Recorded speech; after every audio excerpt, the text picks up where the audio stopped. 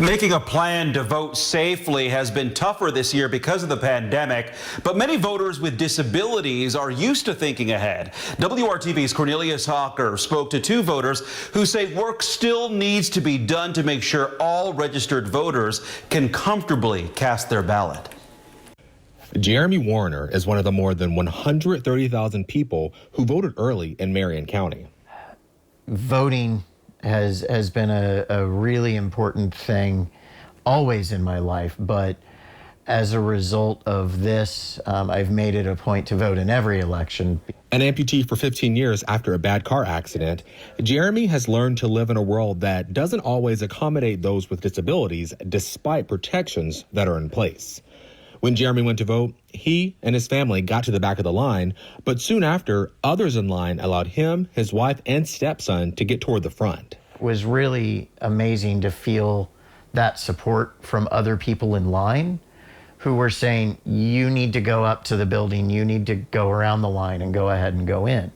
While he's thankful for the kindness of strangers, he wishes there had been clearer directions for those with disabilities at the voting site. The more that we accommodate our world for people with disabilities, the more that we also open doors for everybody else. Without the assistance of my family, who had a bit more knowledge on the subject, I don't know how on earth I would have done it. Var Brindleson is talking about his first time voting.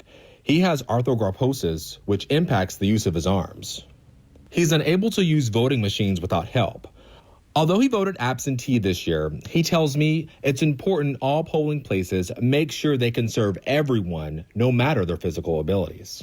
Having what I would say is, more accessible voting stations, so that if you do want to vote in person, even in a time like this, you have that option to, and possibly even having dedicated staff that are there to assist you. We can achieve the same goals, the goal of voting, the goal of having a voice in our government, through accommodations that allow us to exercise those rights in a different way.